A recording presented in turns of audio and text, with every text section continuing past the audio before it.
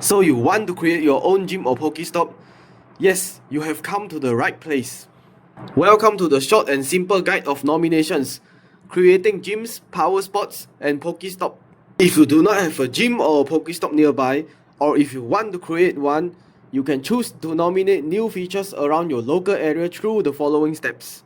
The first step is to set up the Wayfarer. To do so, sign in your Google account that's linked to your Pokemon Go account on the Wayfarer app. Then make sure that you go through the official criteria of acceptance to significantly increase the chances of your nomination being accepted. To nominate a Wayspot, simply go to the submit section within the app and upload a photo of the feature or the Wayspot. The next step is to understand how S2 cells work, because the game determines map features based on the structural rules, which are the following. 1. Only one single stop can exist within a single S17 cell. 2. S14 cells are used to determine the placement and creation of gyms, and the number of gyms depend entirely on the total number of POI or points of interest, which include both stops and existing gyms. Now we can talk about how gyms are created in a S14 cell. So if there are 2 to 5 approved POI in an S14 cell, the oldest PokeStop will automatically turn into a gym.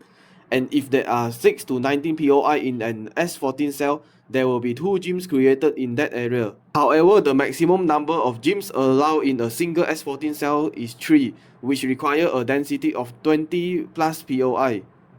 Now we will go through the step-by-step guide to force a gym spawn. Let's say there is absolutely nothing in your area and you want a gym. From these rules, you can accurately predict exactly what your nomination will become. We can use the following app to determine the cells. The first step is to list down the real-world places where you can validly nominate features. You can do this by conducting a thorough audit of local infrastructure and community landmarks. High probability targets include physical structures like local gazebo or hard sign installations, as well as distinct environmental campus features like a lakeside greenbelt project. The second step is to decide which specific nomination you want to turn into a gym, and make sure that you nominate that spot first. Third step, perhaps the most important step, is you must wait for this nomination to get accepted before moving forward.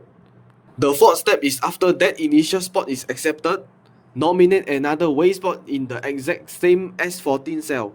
Make sure that it does not share the same S17 cell with the first PokeStop that you created. After this second nomination gets accepted, your original PokeStop will upgrade into a gym, and yes, you will have your own gym. Next, we will talk about power spots. If there is no power spot in your area and you want to get one, you must first find an S17 cell where there are at least 2 distinct things available to nominate. Then nominate a Wayspot at an empty S17 cell, and after it gets accepted, nominate another one at the exact same cell. Since the cell is already occupied by your first nomination, your second nomination will not appear normally in the game. Instead, after a while, they will turn into a power spot.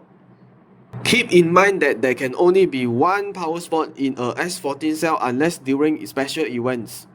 To end this part, I am going to share a trick for you guys. This trick is known as the fast track review trick. Sometimes nominations can take a long time to get accepted, and there's a trick to speed up the progress. The trick is to become a reviewer yourself, and after getting 100 agreements, you can upgrade your nomination. Upgraded nomination are prioritized for voting, and you can get agreements in the following way. If your decision agrees with the final result of the nomination, you get 1 point, and if your decision does not agree with the final result, you get 0 points.